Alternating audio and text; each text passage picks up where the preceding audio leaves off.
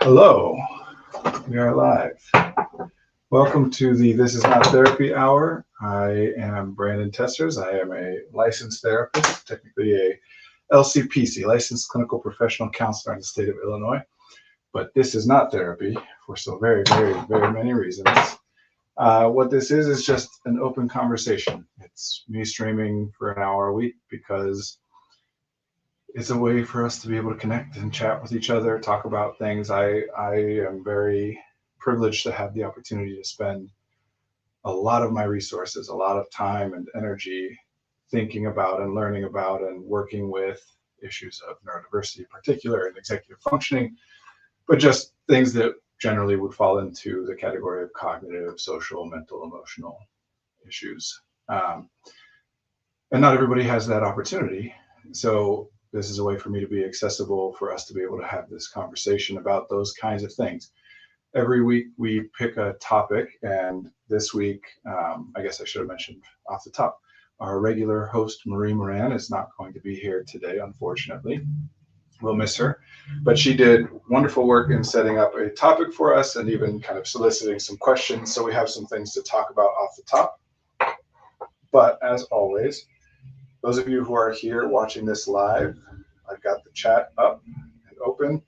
So if anyone is chatting, putting anything in the chat, any questions, comments, whatever, the things that I'm saying and doing will impact you. The things that you say and do will impact me.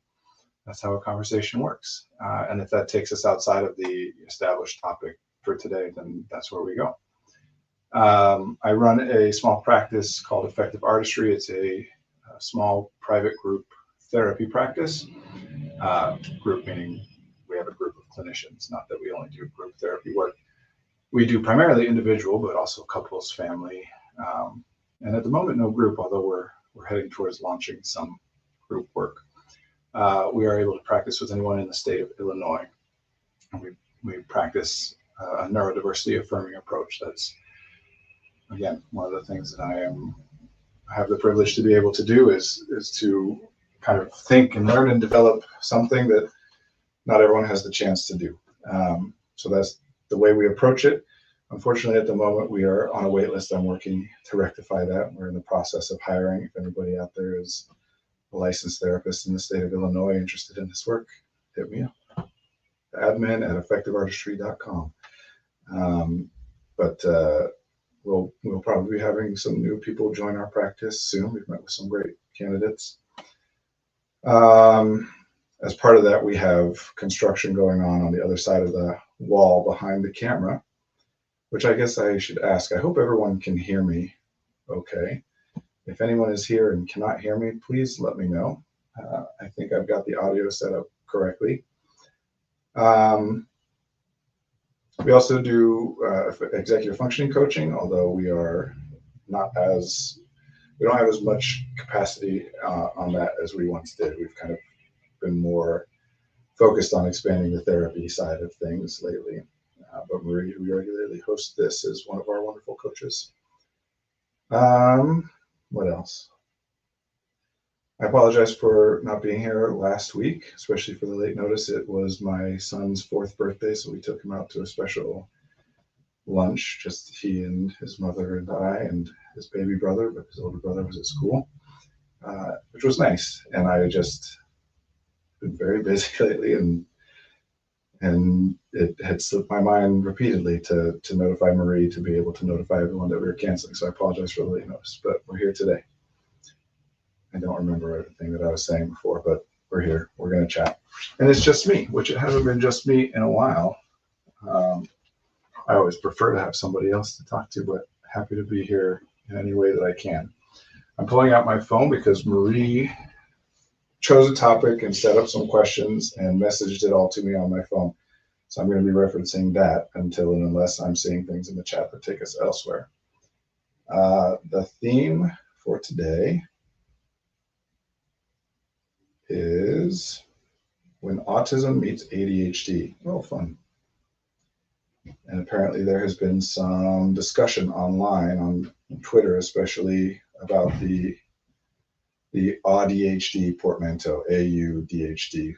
It's a a label that some people who identify as being both autistic and having ADHD have used to identify themselves, and apparently there's some pushback on that. So Marie put out some questions on Twitter. Number one, in what situations do you feel like your autistic and ADHD traits clash? Number two, in what situations do you find them helpful? Have you identified strengths that you associate with being AuDHD? The responses shared a common theme. People feel like the part of them they associate with ADHD is spontaneous, eager to try new things, hungry for change. Sorry, I got distracted. There was something in the chat, but it's just a spam. Hey, buddy, if you're here, spam bot, please let me know if you can hear me. I'm worried that I've got my sound settings on wrong.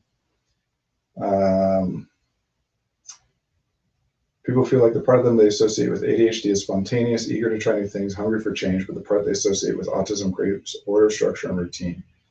There was some discussion of sensory overload too. Some questions or thoughts that might arise from this. One, my ADHD hyperfocus keeps me engaged for hours, but I can sometimes forget to attend to basic needs like eating or going to the bathroom, and I end up feeling burned out. How can I address this? Should I do this one at a time? Let's see. Now I'm going to read through this all and we can kind of jump around. I'll come back to the structure, but there are things I might reference. I just did a quick scan to the bottom there. Two, I love going on holiday or vacation and visiting new places, but I feel like I need a strict schedule and itinerary and get stressed when we deviate from this. This creates conflict with my partner, who's very spontaneous. How can my partner and I make holidays less stressful for both of us? Three, my ADHD means I get bored quickly and I want to do 10 things at once. I love multitasking. However, my autistic side wants to do one thing at a time, undisturbed, and hates interruptions. Language. Some autistic people feel that in adopting the portmanteau AuDHD, people who are both ADHD and autistic are doing the autistic community a disservice. They feel like adding the D for disorder back into any discussion of autism is harmful, as it stigmatizes autistic people as inherently disordered. What's my take on this and on the language we use around neurodiversity in general? And some others. If autism and ADHD are two ends of a spectrum in most people's conceptualization of neurodiversity, then how can someone be both? Does this mean there's an implication that it's no longer a spectrum? And if so, what is it? Two, this was from one of our clinicians. Some of my clients feel trepidation identifying with both because they worry that they will invalidate people who identify as one or the other. And three, people can feel uncomfortable with this because it sort of detangles the pathological model. That's a lot. I like it. And we'll come back to it, but we'll start with just a broad discussion. Autism and ADHD are both poorly named. ADHD, attention deficit hyperactivity disorder. There's no such thing as an attention deficit. There's not even an argument to be made about what we would measure to say that someone has less attention. We could potentially say that a person has a diminished ability to focus their attention or consciously control the direction their attention is going. But even that, I would take issue with that personally, because attention is allocated through non-conscious processes. It's called attention deficit hyperactivity disorder. And by the way, there's impulsive hyperactive presentation and inattentive presentation and combined presentation. But why they would call it attention deficit hyperactivity disorder when one of the presentations of it has nothing to do with hyperactivity by its own definition, it's very interesting. There's a history there, but I don't know how much it matters. It's called attention deficit hyperactivity disorder because those are the things that people outside of the person themselves are likely to notice and be bothered by, and how they might conceptualize it. So most people, until very recently, and probably still most people who are diagnosed with ADHD are diagnosed as children. It was only fairly recently that many people even started thinking that it was a thing that adults could even have. It used to be kind of, it wasn't official, but it was, well, I should say different ways of looking at this in different parts of the world. From my understanding, I believe in the UK, the national, I'm blanking on the name. What is it called? The National Health Service, NHS, is that right? Didn't even do a diagnostic process for ADHD or autism, I believe, for people over the age of 18 until something like the last 7 or 8 years. but it was culturally considered, even if it wasn't always officially considered, to be a thing that kids do, kids have, right? It's a kid's thing. To this day, they still both require that they're, for an official diagnosis, that traits and things that that are relevant to the diagnostic criteria must have appeared as a child, specifically before the age of 3. Anyway, what that means is most people who were getting diagnosed with ADHD were people who were struggling to follow the classroom rules, potentially being disruptive or struggling in class. And as an adult, as a teacher or a parent, or someone from the outside who is attempting to get a child to focus, pay attention on a particular thing, and they're struggling and they're unable to do that, then when we're going to pathologize that and turn that into a diagnosis, it makes a lot of sense to say that they have a problem with their attention, as opposed to they pay attention to different things, or they pay attention to things in different amounts or whatever, because everyone's approaching it from, this is what you're supposed to pay attention to. If you're not paying attention and you're not paying as much attention or for as long as you're supposed to, then there must be something wrong. It must be a deficit.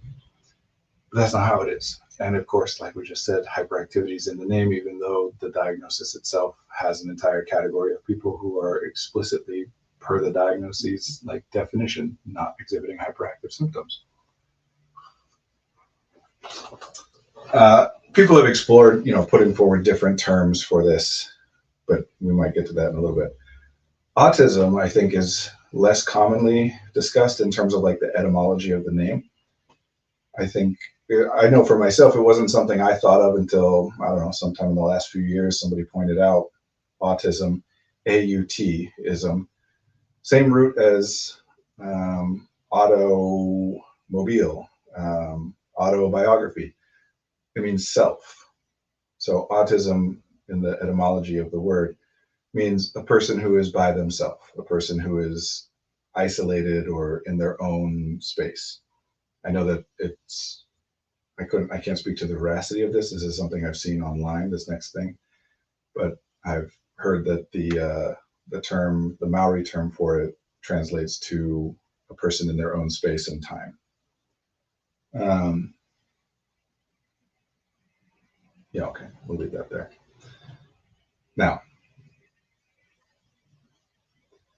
autism spectrum disorder is that's the official diagnostic label. If a person is officially diagnosed as autistic, they're diagnosed as having autism spectrum disorder. Prior to the release of the DSM-5, the 5th edition, before that was the DSM-4, that was in 2013, so 10 years now. Wow, it feels more recent than that. Prior to that was Asperger's. Asperger's syndrome was its own category. Pervasive developmental delay was its own category. I'd have to refresh myself. It's been so long. Nonverbal learning disorder. I don't remember what other ones were officially rolled under in the DSM-5, what is just called autism spectrum disorder. So in the official language, it has the word disorder associated with it. Now, I would agree that disorder is inexact at best. It's useful. It's a useful label. Well, we have to talk about this. Okay.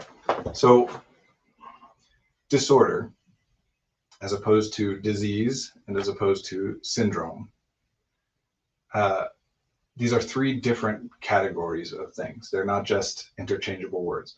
And for the most part, people know, for example, no one would call it like Down's disease, right? Everyone knows to say Down syndrome as opposed to Down's disease or Down's disorder, both of which would sound very, incorrect, just rolling off the tongue. We'd identify it right away as being incorrect. But generally, people don't know why some things are called disorders, why some are called syndromes, and why some are called diseases. So let's talk about that for a quick second here. Because autism, now this is a technical thing. We're going to talk about how language, how people interpret things and connotations and denotations and stigma and all that. We'll get into how things are used, but we're going to start with technical definitions. And what I would say is, even those people who identify applying the word disorder to the experience of being an autistic person even the people who disagree or dislike that would still probably agree that by the technical definition, autism is a disorder. Now, that doesn't mean that we don't want to look at changing the language. We're just talking about technically. So a disease is something that's called a disease is something that we can, A, it's pathological, B, the pathophysiology of it, meaning the biological mechanism by which the disease happens, is observable. The kind of like, I don't know if this is totally accurate, but the more pithy way I've heard that phrased is a disease needs to be observable even on the autopsy table, meaning even in a corpse, we should be able to see the mechanism of the disease. And this is a big deal because disorders are not diseases, categorically are not diseases. They are a completely separate category of thing. And everyone's conflating the two, conflating meaning, thinking that two things are the same when they're actually distinct. Everyone's conflating the two, not everyone, but most people are conflating the two, and it causes a lot of problems because here's what happens with a disease. With a disease, the first way that I might have some idea, some inkling that I might have a disease is that I experience a symptom. Something happens that is painful, uncomfortable, unusual in some way, right? I faint, I am vomiting, I'm sweating, whatever, coughing, any of the symptoms that you all know. Then I'm going to either myself with support or whatever, but theoretically, if I go to a professional, I go to a medical doctor and tell them about my symptoms, they come up with an idea of what they think might be going on. So they match those symptoms against the known symptomatic presentation of various diseases and isolate, which one do they think, oh. So let's use diabetes as an example. If I am, urinating frequently and getting some tingling sense in my feet, and also my breath smells very sweet, and I go to the doctor and tell them all that, then they're probably going to say, they might ask some questions and ask about my diet and sugar and whatever, but they'll probably say, okay, this sounds like diabetes. Because those symptoms put together, the most common reason for those things is diabetes. Then they order a test. And then we go and take the test, in the case of diabetes, usually a blood draw, and they look and they count the insulin level and the blood sugar level in the blood. I think actually they start with, well, whatever, doesn't matter. We don't need to be super accurate about diabetes, but basically we take some blood and we look at the blood and we can observe and count the amount of insulin, we'll say, per million, right? Parts per million in the blood. If it is abnormally low, and we can look at a range, normal presentation is from such to such, right? And if it's significantly lower than that, then we can say, yep, this is diabetes. And then we start treating it. Now, if we go and take that test and they look and they say, nope, insulin looks good, it's not diabetes, then we go back and say, okay, what other explanation could there be then, maybe that's less common for these three things? The frequent urination, tingling in the feet, and the sweet smelling breath. Maybe there's something else going on. Maybe there are multiple things going on, and these are actually symptoms of different things that are just presenting in this way. And we run another test and we run another test until we find something that we can confirm. And if we run enough tests and we can't find anything that we can confirm and say we know exactly what is happening here, then, well, some people might just dismiss it out of hand and say, oh, it's psychosomatic, which does not mean what people think that it means, or whatever, and just throw it away. Hopefully, most responsible, educated, like conscientious people, especially doctors, would say, okay, well, we have no explanation for why you're experiencing these symptoms. So the best we can do is focus on symptom management. And we'll continue to keep an eye on things. And as new data comes to light, maybe that'll help us refine or look for different things. But in the meantime, we just focus on symptom management, making it as comfortable as possible for you, right? And so you wouldn't be diagnosed with anything. That's a disease. You experience the symptoms.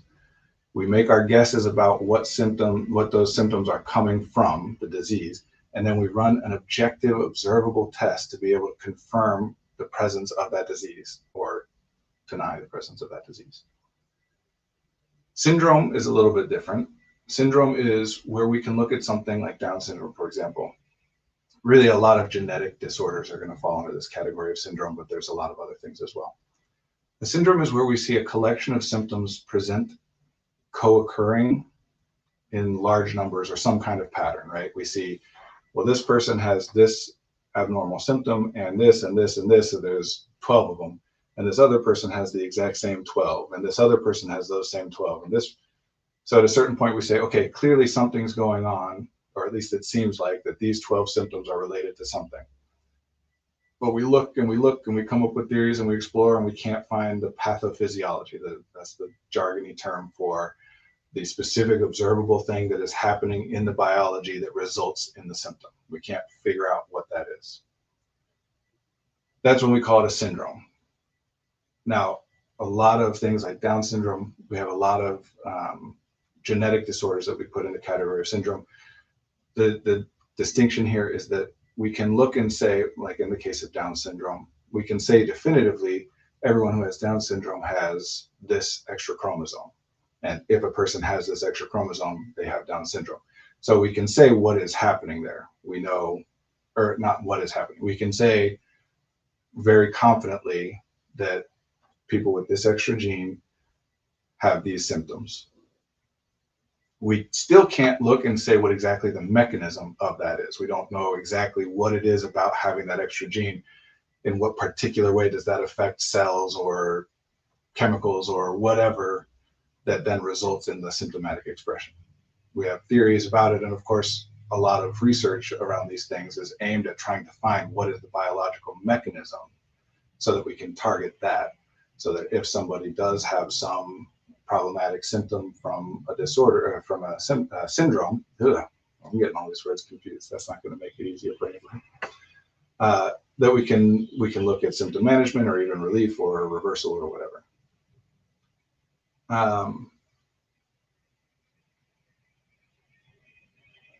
So as an example, my oldest son has what's called congenital hypothyroidism. His body does not produce thyroid hormone in any amount.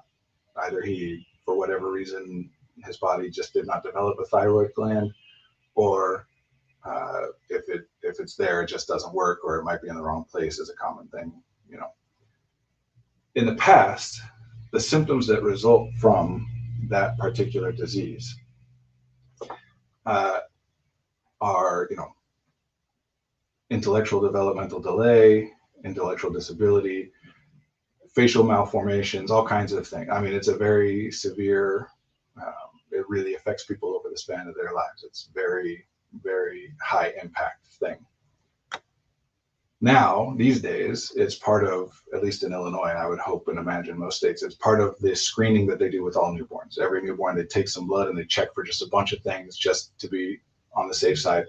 This in particular, congenital hypothyroidism, is 1 in 4,000, I think. So very rare, but they check it because if they find it, all you have to do at this point with modern medicine, thank goodness, is he takes his thyroid, he gets his thyroid hormone in the form of a pill.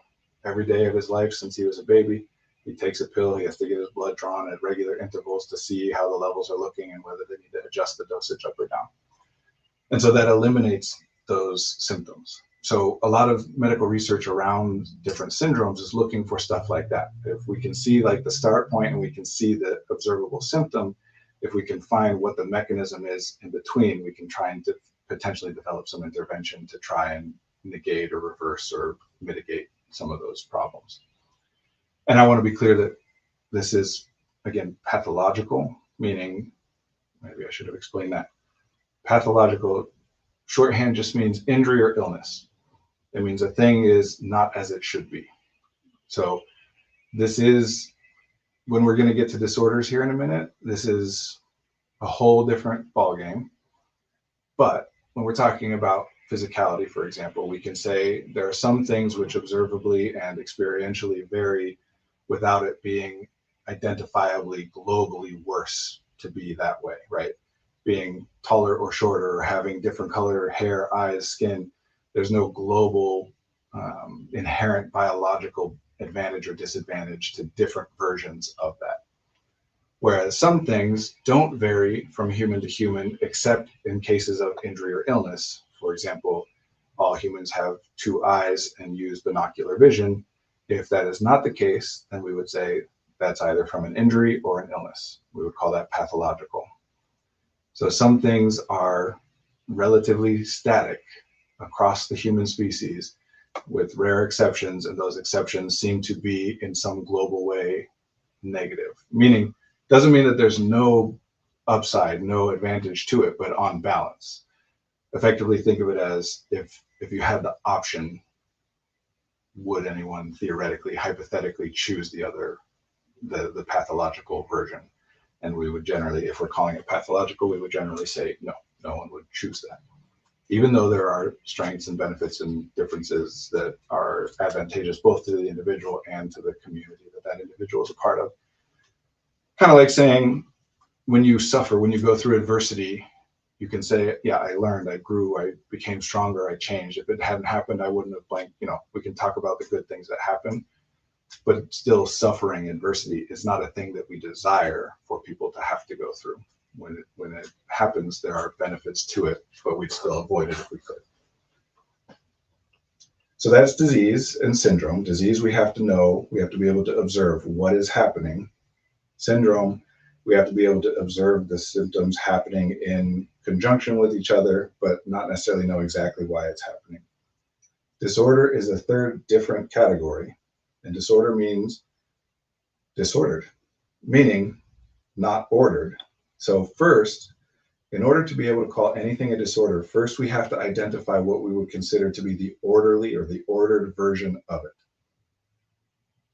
So in the case of what most people would call mental health or neurodevelopmental disorders, basically everything in the DSM, anything depressive disorder, anxiety disorder, personality disorder, anything with disorder on the end of it. In order for us to call something like that a disorder, first we have to look at what we would consider to be the ordered version. And in the medical model, the deficit model, which neurodiversity is a rejection of, even though a lot of people, we've talked a lot, most people who are talking about neurodiversity are still using the medical model, they're just using neurodiversity language. The medical model says, okay, we can draw a perimeter around what we would call ordered experiences and behavior. Experiences as reported by self-report, but translated by the person receiving the communication. And behavior can be observed externally, right? So those are the two things. What does the person say about their own experience? And what do other people besides the person observe about their behavior? If we can put parameters around everything we would consider, this is ordered behavior, this is orderly, then anything that takes place outside of those parameters, we would say then is disordered behavior. It is a disorder. Order and disorder is culturally established. In the DSM, there are things like, for example, delayed sleep phase disorder. Am I saying that right? Delayed sleep onset? No, I think it's delayed sleep phase disorder. And the diagnostic criteria says consistently goes to bed or goes to sleep 2 or more hours after is considered culturally normal, standard. I forget the exact word, but it does use the word culture in there. It's saying basically, if everyone in a particular community is saying we all go to bed at 10 o'clock and then 1 or 2 of us are going to bed at 1 a.m. every night, well, then those people we can say have delayed sleep phase disorder. But take them from that community, put them in a different community where everyone's going to bed at 1 a.m. and we would no longer diagnose them with that disorder.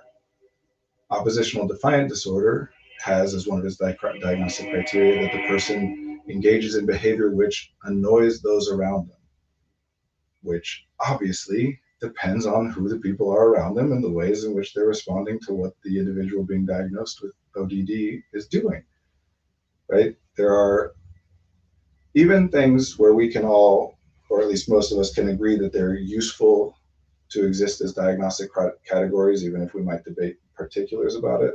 Like, for example, major depressive disorder, that's generally a non-controversial disorder. People generally agree that exists.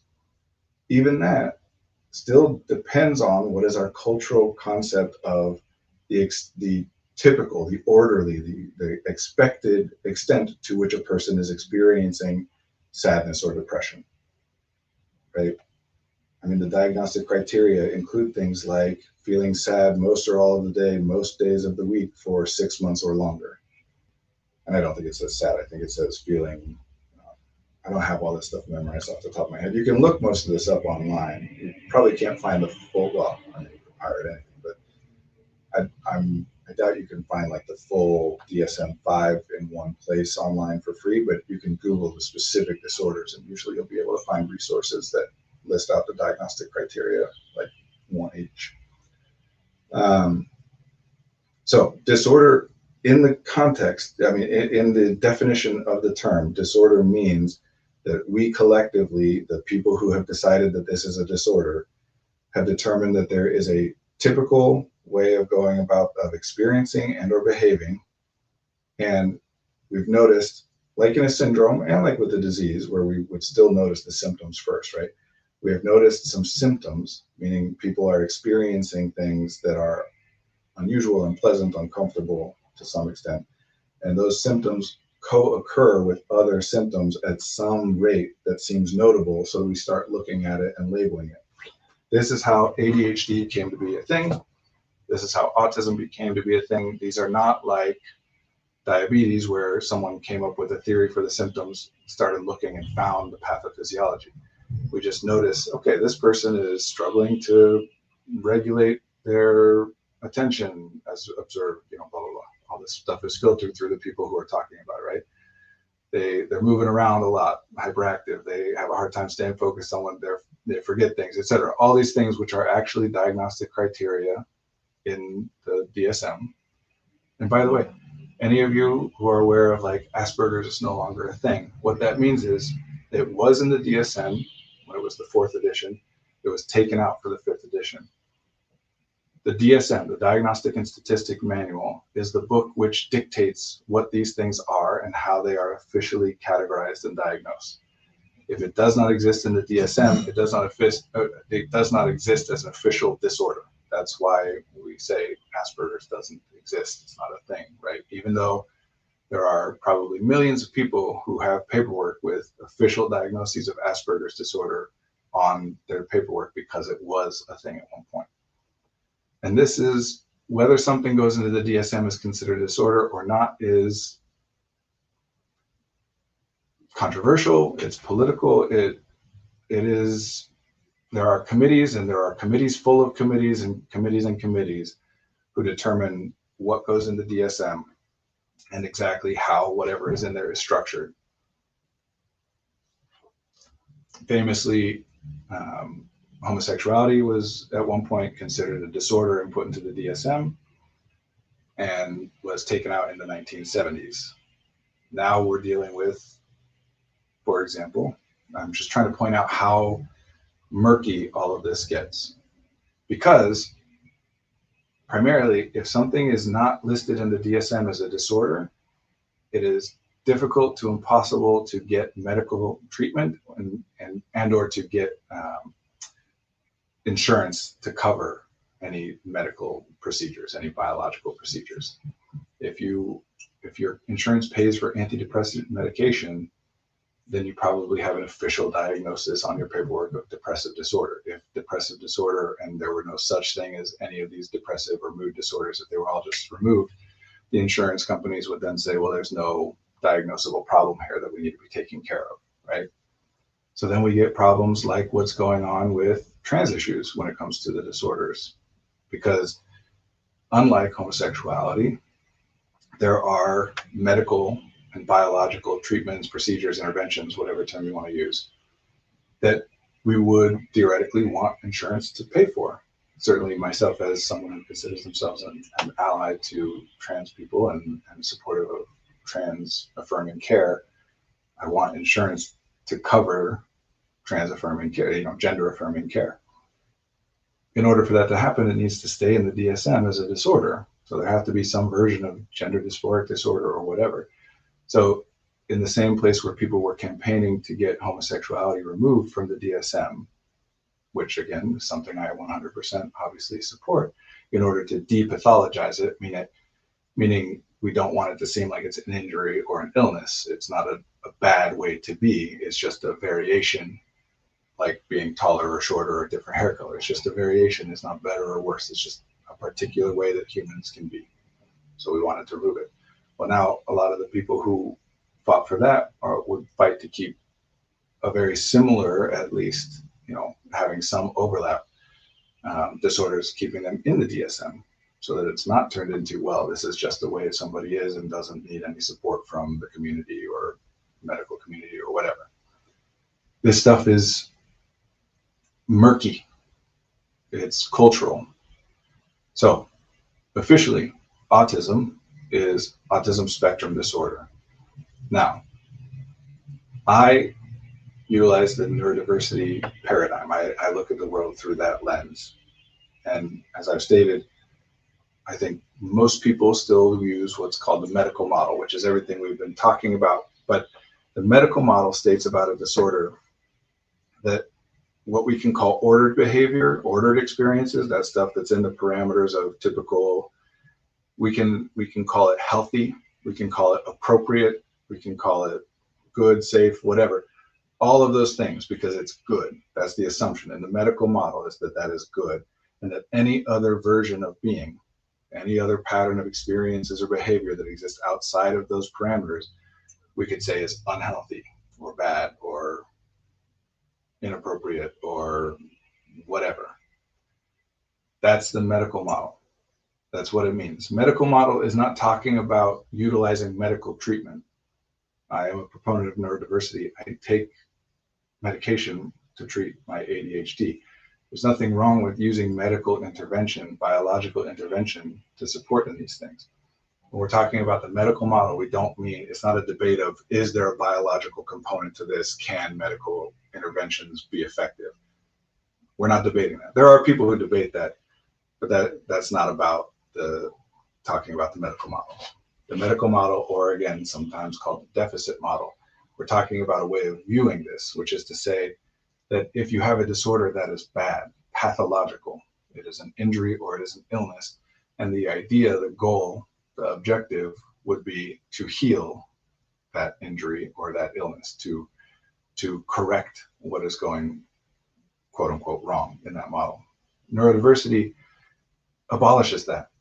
Neurodiversity is saying that we vary, that talking about differences in patterns of experiences and behavior is like talking about differences in, or variations in terms of appearance, that it is just an inevitable and natural form of variation. There's nothing pathological about it.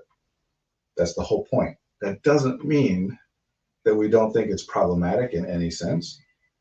It doesn't mean that ADHD is a superpower and not a disability or any of that stuff. Because something not being pathological doesn't mean that it's not problematic. But it does mean that those problems are situational, not global. In other words, it is not always in any given context, no matter what you're trying to do, no matter what the circumstances are, it is not always beneficial to be taller than shorter.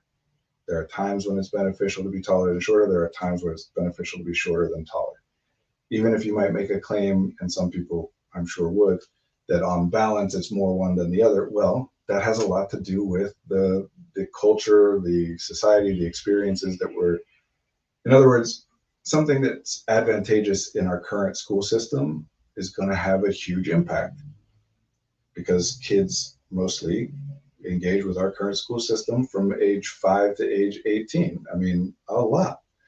So if there's some variation which is natural in humanity and theoretically makes it so that all, or most, or on balance, the majority of the things that are asked of you in the academic environment are easier for you. It's an advantage in that way.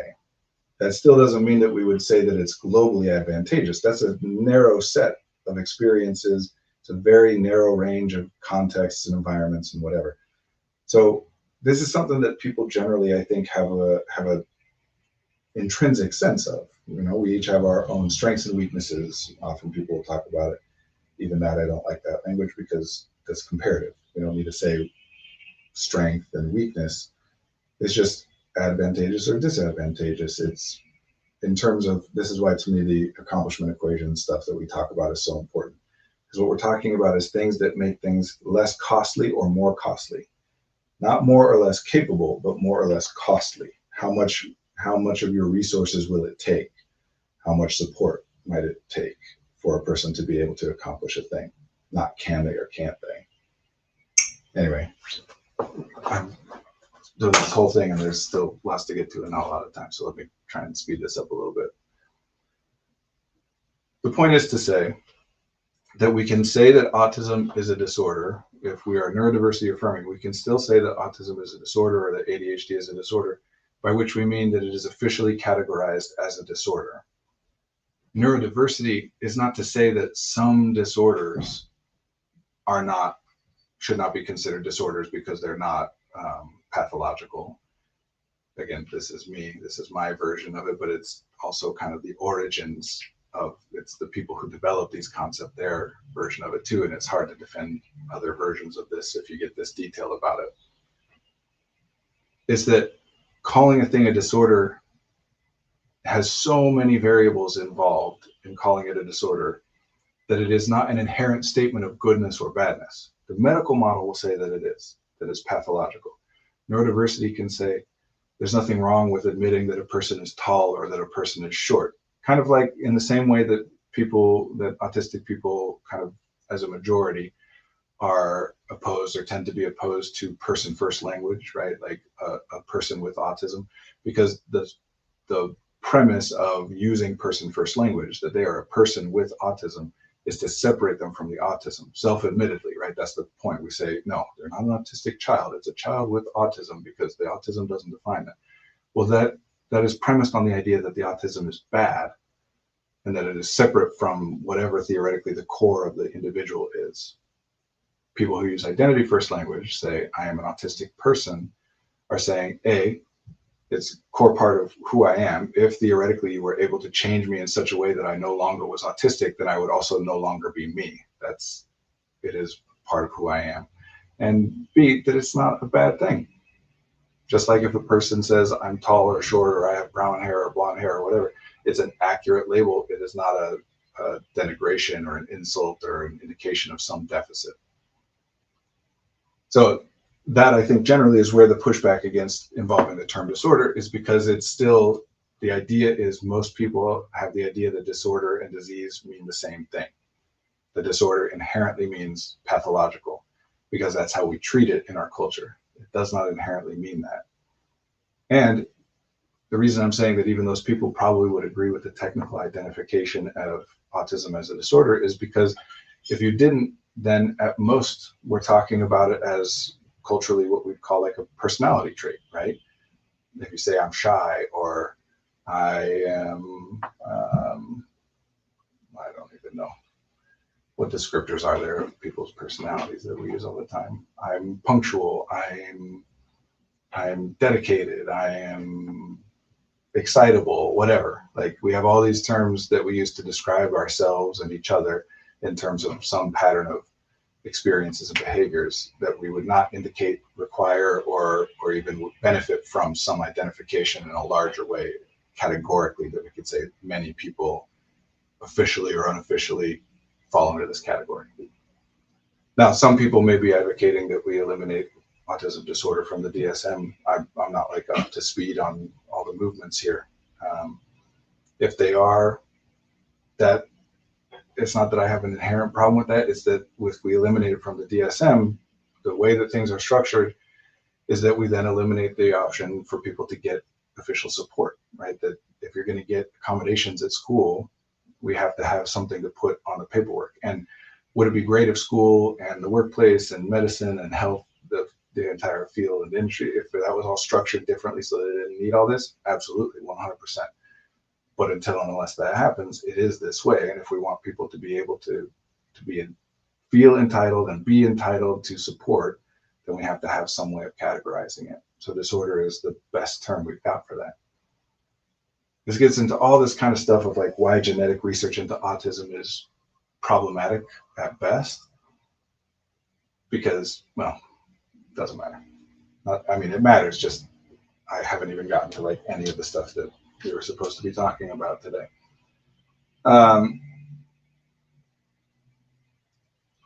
This is part of why people struggle with using an actual neurodiversity affirming approach and tend more to just use neurodiversity language and apply it to a medical approach, is because neurodiversity is talking more from a language, linguistic perspective, at least, talking from that like I'm shy and I'm punctual and I'm dedicated kind of a thing.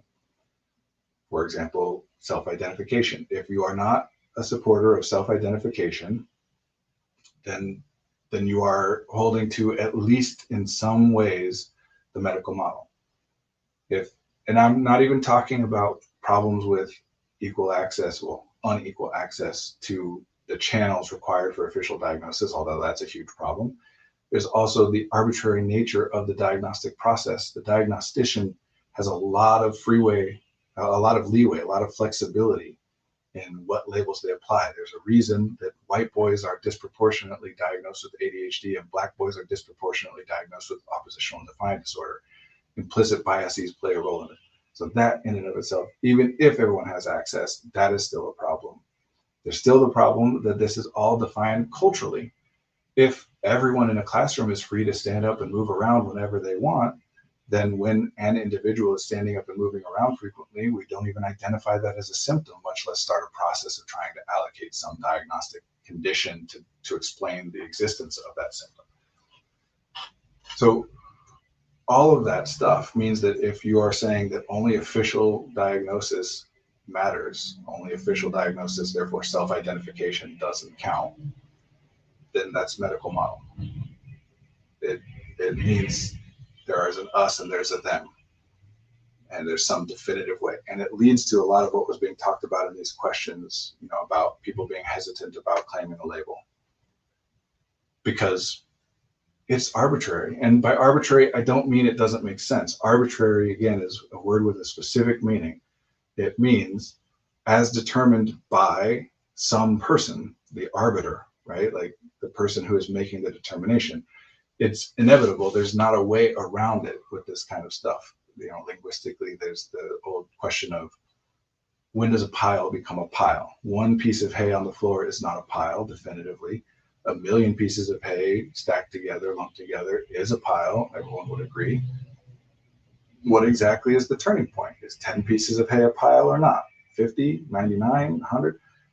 At some point, you have to make a cutoff and say, yes, that's a pile, no, that's not a pile. And each individual person is going to use that cutoff wherever they feel it's usable. And that depends on the person. It depends on their history and their view and their biases. It also depends on the context. It depends on all kinds of things. So it's not to say that it's necessarily malicious, but that is how this is done, because there is no test. If we diagnose disorders the same way that we diagnose diseases, if we diagnose diseases, if medical treatment was done the same way that we diagnose and treat disorders, then you would show up to the doctor and say, oh, my stomach's really been hurting and I've been vomiting a lot and I can't keep anything down and I'm feeling really faint. And they would say, yep, okay, you have stomach hurting, feeling faint disorder, because the disorder is labeled based on what the symptoms are, not what the mechanism is that results in the symptoms. Because in a disorder, there is nothing but the symptom. There is no mechanism, or if there is, it's not one that we are able to observe, at least as of yet. There's lots of theories, but we don't say, sounds like you might have ADHD, let's check your blood and then definitively say yes or no. Sounds like you have ADHD, let's send you to a diagnostician who may run some tests, but those tests are not the same, it's not observable. And in the DSM, which is the only place that makes ADHD, remember, if we took it out of there, it would cease to be a thing officially. In the section where it describes ADHD, it explicitly says that tests like those administered in neuropsych evaluations, tests of working memory and attention, etc., while they may correlate with the condition, are not to be used as a diagnostic index. We are officially not allowed to use those tests, and yet everybody does anyway.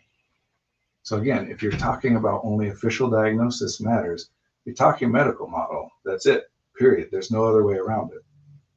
Now, whether or not, even if we're going with the neurodiversity model, if we're going away from the medical model, which obviously I support, that there's still reason that somebody might want to be specific and might want others to be specific and theoretically accurate about identifying in a particular way, ADHD or whatever. But again, that's cultural, meaning part of the relief, part of the benefit that one of these labels, these diagnostic labels, brings a person is before I get the label, I'm struggling, everyone's saying I should do this, and I'm not. By definition, I am not meeting cultural expectations. Of course, nobody is in sum total, but there's some specific version or pattern of cultural expectations that I'm supposed to be meeting and I'm not.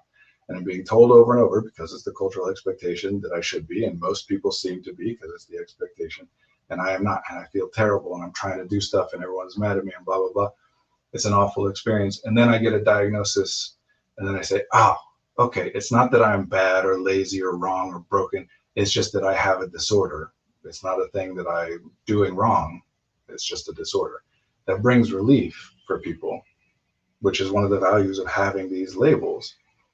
And then if somebody like that, who's experienced relief from getting a disorder, a diagnosis in that way, observes other people also taking on that label, but having different experiences than theirs, then that muddies the water, and it messes it up a bit. And if something I have struggled with repeatedly and it's caused me a lot of problem and is officially now allocated as part of my ADHD or symptom of my ADHD, and then I see somebody else who's not struggling with that thing and they claim to be ADHD as well, then of course there's going to be a natural, no, that's not what you're talking about, is not ADHD, because I have ADHD and it means that I struggle with this thing.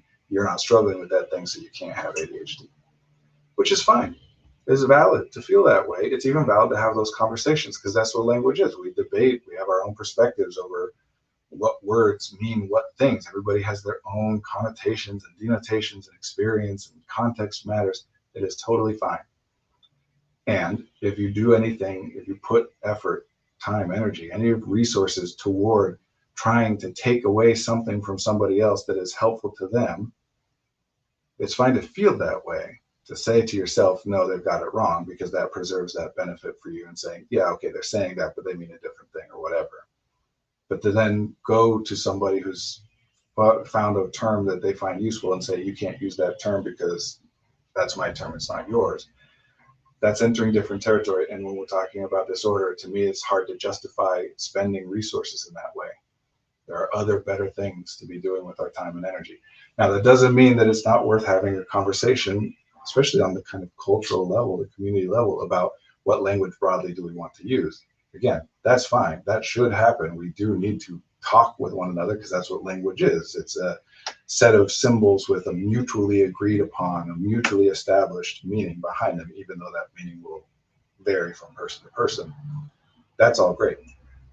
But not if we're approaching it from the idea that some people are right and some people are wrong, or some people are good and some people are bad.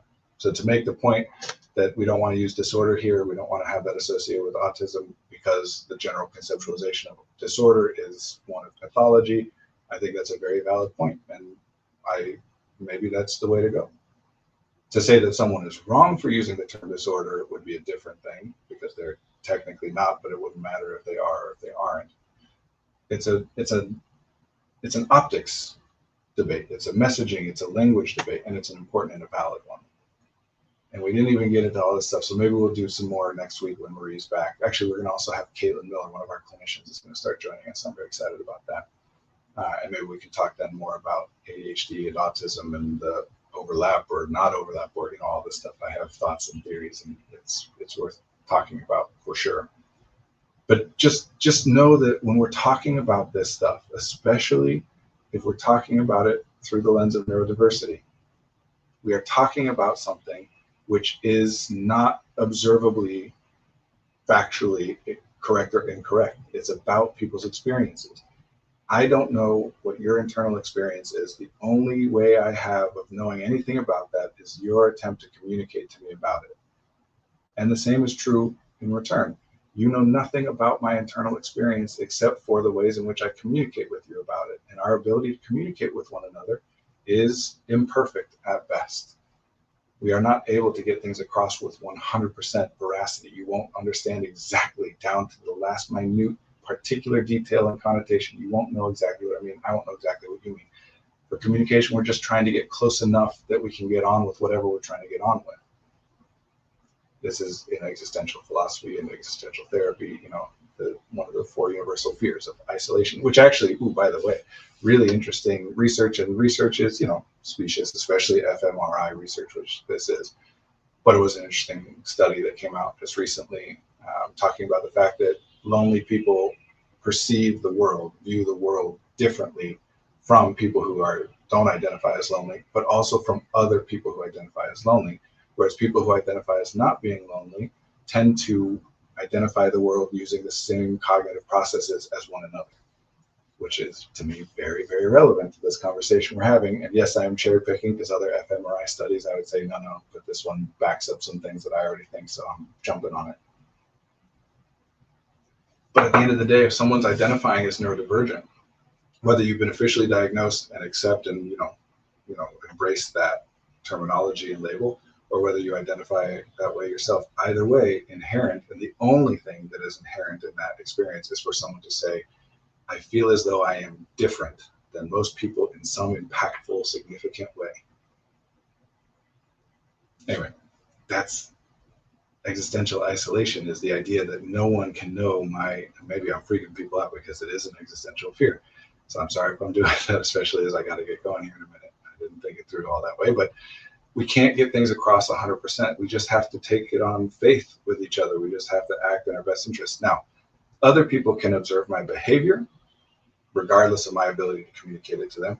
And certainly other people can observe the impact I have, right? So for example, you might say that I have caused harm. And you may be correct and I might be incorrect if I say I didn't. Now, if I say I didn't mean to, and you say that I did, then I am correct and you are incorrect, because I know what's inside myself, you don't.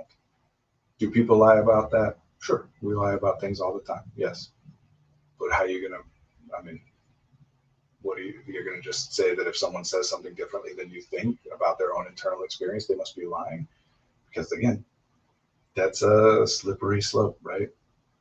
Now, if I don't intend to cause harm and I do, and someone observes the impact of my behavior, that it caused harm that I might not even be aware of, then we don't need to sit here and argue about whether I did or I didn't. If I did, I did. And for those of us who are really trying to embrace this, I welcome that information. I want to know when I do that, because I don't intend to do that. I try my best to be helpful and to avoid being harmful. But it's impossible to never cause any harm unintentionally. I can't know everything. I can't predict everything. Millions of people could listen to me talk, and someone could literally hear my words and think I said different words than I said, much less interpret them in a different way than I intended. We have different content. I'm going to cause harm, and I hate it, but I'm putting myself out there to try this stuff anyway, because the only way to 100% guarantee that you never harm anybody is to never interact with anybody. But you can also 100% guarantee that you're not helping anyone that way either. I don't know. We engage in this stuff. Let's talk about it. Let's debate about it. Let's just do it in good faith, as opposed to approaching this as some of us are wrong and some of us are right. We are all doing our best to try and figure this out. And whether you follow the medical model or the neurodiversity model or whatever, social model, all this stuff, it doesn't matter. We're all trying to figure it out. Even if you think everything that we're talking about is 100% organic and biological in nature and no other variables matter, which is, to me, absurd and indefensible, because behavior is multivariate, language, there is no. But even if you think that, well, a new piece of research comes out and says to you, oh, turns out this thing that we thought was X is actually Y, and you're going to then shift your opinion, because we are all just trying to figure this out.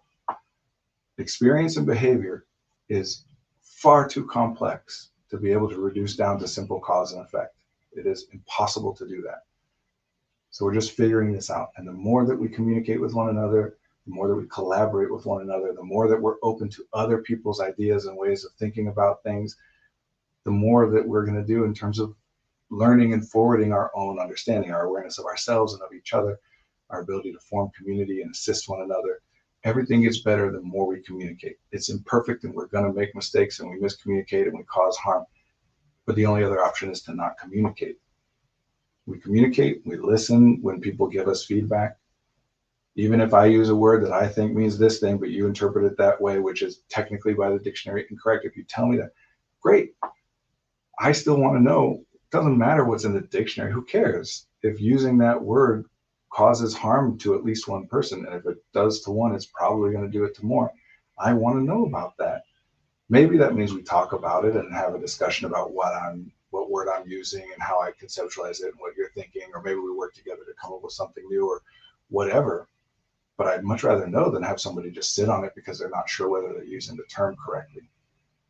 And this is where a lot of this online stuff with AuDHD and all this stuff gets murky, is because we are starting to have these conversations together culturally, largely because of social media and sped up over the last few years by the pandemic and people getting involved more and more in these communities, but it started long before all that. That prior to this was relegated to academic and medical circles. These are conversations that small groups of people have been having for a long time, and now we're all getting involved on it, which is great. But it's tricky if we're still trying to use all the, say the small groups of people that have been having the conversation are definitively correct, then we're just calling each other out and trying to say yes and no to each other, as opposed to let's work on this together. That anybody who is a neurodiversity advocate, hell, anyone online who is an autistic advocate, especially autistic self-advocacy, you have to be having a lot of experience of people trying to come at you and tell you that the language you're using is incorrect, that what you are experiencing is not autism because of X, Y, and Z and blah, blah, blah. We don't want to turn around and do that same thing. So should we use the term? I don't typically use the term disorder. I say autistic. I use identity first language unless somebody explicitly tells me that they're more comfortable with person first language, in which case I switch, because I try to use the language that people tell me that makes them most comfortable. But I default to identity first language, and I don't use the term disorder. So I see a lot of merit in that. But I guess, some of this is hindered by me not being involved in these conversations. I don't spend a lot of time on social media. It's kind of a trap for me in particular. I get stuck on things and looping on things. And Marie's not here, and maybe she could help shed some more light. I'm just saying, if the conversation is about that it is incorrect, then that's a different conversation. But yeah, maybe next week when it's not just me, I won't get stuck on the same thing. To me, by the way, I'll just say as a bit of a glimpse, I do identify using both of those terms. I don't typically use those terms, partly because of the same hesitations people were talking about. I don't use those terms a lot to refer to myself, and I'm careful about it because I don't want to take something that, like we talked about, somebody's found relief in identifying as having ADHD or being autistic, and then I say it and they think I'm different from them in some way, and now they feel like, oh, well, then I do feel worse about myself or whatever. I don't want to risk that. I do think, to the best of my knowledge, those terms are accurate terms for me. I have a lot of reasoning for that. And my experience this past hour of sitting here and talking to you one-on-one, I'm looking at a video of myself talking to nobody, and nobody's saying anything in chat, but I get caught up and carried away on all these things. And I would say it's probably unusual to the best of my ability to understand. This is an unusual thing to find joy in sitting here and talking about. I mean, to me, this is me hyper-focusing, which is an ADHD thing, on my special interest, which is an autism thing. And hey, those two things seem to overlap a lot, right? Like hyper-focusing on something and something being your special interest. They're not exactly the same, but sometimes some things both terms could apply to, some couldn't, but even the ones that couldn't, there's a lot of overlap, right? Same with stimming and fidgeting. I have a lot of thinking, a lot of ideas around this.